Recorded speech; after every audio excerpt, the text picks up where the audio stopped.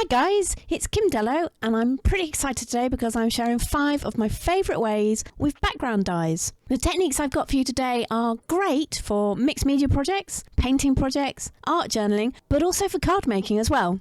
The background dye that I'm going to use is the Apple Blossom Hexagon Panel Die from STAX. Now this die is huge. It's 5 by 7 inches, which is 17.8 by 12.8 centimetres. And as it's so big, it's just really versatile, but you can use any background dye with these techniques. So today I'm just stepping out each of the techniques and I'm not going to make a final project for you. Hopefully this will just inspire you to use these techniques in your next project. And of course, if you do, let me know because I love seeing what you guys make. So tag me in on social media to any pictures that you share, or alternatively, you can come back and leave a link in the comments below. So the first technique I wanted to share with you today is surface cutting, and this is particularly useful for materials like corrugated cardboard where you've got layers. So I'm looking to use the die just to take the top layer off the corrugated cardboard. And to do this, you need to get the sandwich thickness correct in your die cutting machine. If the sandwich is too thin, then you're just going to get an embossed impression of the die in the top of the cardboard. And if the sandwich layer is too thick, then it's going to just cut all the way through. For my die cutting machine setup, I'm using a Cuttlebug with an A plate and the 2 B plates. And I'm using some cardstock as my shims. You're going to have to find your own setup using your die cutting machine. If you use a Cuttlebug as well, then this might work for you. And it's always better to go thinner than thicker. Never force anything through your die cutting machine. If it doesn't want to go, take it out and use a thinner shim. And that's why I like using cardstock shims, because I can layer them up and they're just easier to take out if it's too thick. So it does take a bit of experimentation to get the right thickness just to take that top layer off using your background dye. But after a couple of trial and error runs, you'll soon figure out exactly what you need in your sandwich to just take that top layer off and not to die cut the whole thing or just leave an embossed impression. And of course those 2 effects are pretty good for projects too. But we're focusing here on just that top layer today, because I'm just going to peel off the top layer with a pair of tweezers and expose the corrugation underneath. And it's just a really fun texture. And of course you can go on to paint this, or there's a whole load of things you could do with this. Technique number 2, making your own stamps. Now for this, I'm going to use some craft foam. You'll also find it called fun foam, funky foam, kids foam, the kind of thing I mean. It comes in multiple colours. You find it in sheets. It's generally quite cheap and it works really well with die cutting. And for my die cutting setup, I generally use a C plate with a B plate on the white A plate. And that kind of works well with my Cuttlebug. And if you don't know how to cut this with your cutting machine, then, try out different plates or look online for suggestions. But the beauty of using this with your background dies is that you can use both the positive and the negative die cuts to make your stamps. So here I'm going to use the hexagons just very quickly to make a new stamp.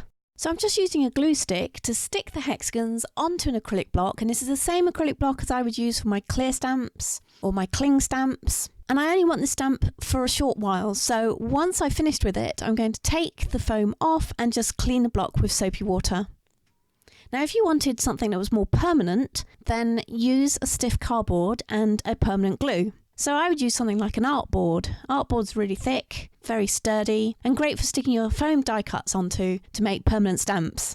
And as I said, you can use both your positive and negative die cuts, so don't forget that lovely hexagon lattice. And just to give you a demonstration of what that looks like, I'm just going to ink it up quickly. I'm not even going to bother mounting it, and I'll just press the cardstock over the top. And bonus tip for you, use your shape dies. What a great way of making a really interesting stamp shape. And just as with the hexagon stamps that we made, we can also mount this permanently on artboard if we liked, or just use it temporarily on an acrylic block. Or instead of using it as a stamp, we could use it as an embellishment or a way of adding texture. If we stuck it to an art journal page, for instance, and then painted over it, it would add a really interesting texture. Well, we're going to stay with craft foam and move on to technique number 3, which is adding texture to your brayer or your roller. And this is just a super fun way of using your background dyes, and possibly I think this might be my favourite technique out of the 5 I'm sharing today. So what you need for this technique is a brayer where you can actually remove the head really easily, and it needs to be quite a firm head as well. So something like a rubber brayer is perfect for this. I do urge you to shop around for your brayers, as some of the branded ones do tend to be expensive, so have a look in your local art shop and see if they have a generic brayer. This particular one that I'm using is from Jackson's Art, and as always there will be a list of the products that I've used in this video in the description below. Now know that unless you're extraordinarily lucky, you're probably not going to get a perfect join where you wrap the die-cut craft foam around the brayer head. It's not a big deal, don't worry too much about it. All you're looking for here is to make something that will add a texture to whatever you're painting, or inking, or brayering, or whatever you're going to use it for. So I could use a piece of string to measure the diameter of the brayer head and then use that to measure the piece of foam so I can get an accurate fit. But as you can see, I'm not really doing that. All I'm doing is a bit of trial and error, wrapping the die-cut foam around the brayer head and then trimming it down to fit. So the last thing I'm going to trim is the join line where the two ends of that die-cut craft foam meet on the brayer head. So first what I'm going to do is just going to start sticking down that hexagon lattice to the brayer head, and what I'm using for this is a golden regular gel medium, but other glues would work just as well. Now I don't tend this to be permanent. Golden regular gel is pretty permanent and it will stick, but it doesn't mean you can't take off the foam when you've finished using it on this brayer. And I don't know if you can see, but I've actually used this brayer for different types of die cut textures before, so it's kind of a bit lumpy. And this is why using a cheaper generic brayer is key for this, because then you're not so worried about it and you're not worried about gluing things to it. So I started gluing in the middle of the die cut, so the opposite side, so to speak, to where that join line is going to be. And once it's firmly in place, then I can start thinking about trimming down the join line. And as I said, it is not going to be perfect, unless you're very lucky and the pattern of your background die just perfectly matches the diameter of the brayer head. And then I'm going to add some more glue, and as you can see I'm not using an awful lot of glue because I don't want this to be permanent, and I'm not using the glue everywhere, I'm just using it in small sections, and then if I need to I can trim again as I get to the end of the gluing. The die cut foam needs to be held in place, so I'm just going to use a bit of washi tape to keep it in place whilst the glue is drying. How long it takes to dry will completely depend on what glue you've used. I only left mine for say 10-15 minutes or so just for the glue to take, mainly because I was a little bit impatient and I just wanted to move on. If I was going to do this so that it was permanent, I would probably leave the washi tape in place overnight and not use the brayer until the next day. But as this is just a demonstration, I just wanted to get on with it and show you how it would look. Right, it's time now for technique number 4, and that is using your background dies to make stencils. It's a match made in art and craft heaven. Background dies are just perfect for making DIY stencils. To make my stencils, I'm just using a heavyweight cardstock, and this is around about 280-290 GSM, and it's just a simple case of using the die to cut the cardstock just as you would normally. And then you can use that DIY stencil just as you would use your other stencils. So you can use it with paint, you can use it with mediums, you can use it with sprays. And the great thing about making it out of cardstock is that when it gets too tatty and you can't use it anymore, you can just throw that cardstock away and make a fresh DIY stencil. So the examples I've got here, just for demo, is using it with an ink spray and then doing some stencil printing with it as well, and then using it for applying a gel medium, and you get some really great effects. So I have got some other videos where I've used stencils and shared lots of ideas and techniques, and I'll put a playlist together and link that in the cards above on this video so you can see them easily. But a bit of a heads up, I am bringing out a video really soon that just concentrates entirely on ideas on how to use stencils. So if you haven't already, you might want to subscribe so that you don't miss it. So the last technique that I'm sharing with you today uses partial die cutting. And for this I'm using some circle dies, and these particular ones are from my favourite things. They're Die-namics STAX circle dies. Ooh, try and say that very fast. But again, you can use any shape dies that you want or have in your stash.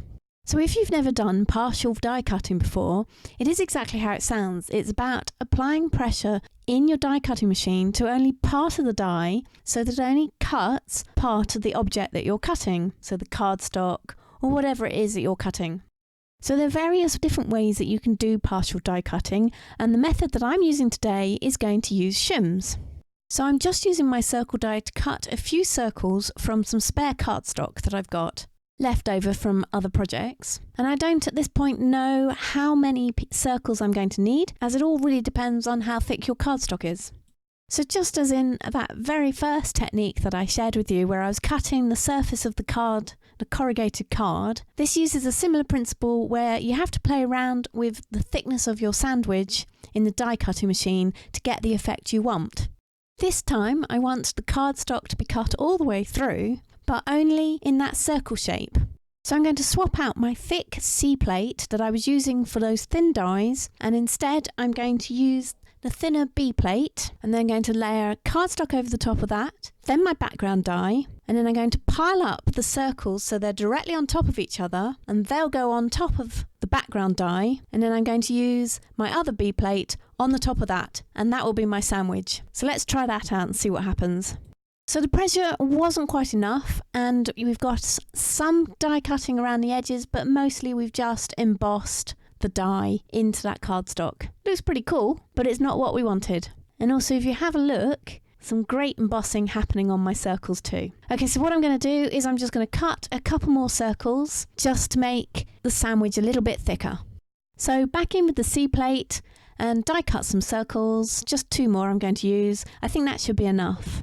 And then swap the plate out again for the B plate so that I can make my partial die cutting sandwich just as I did before.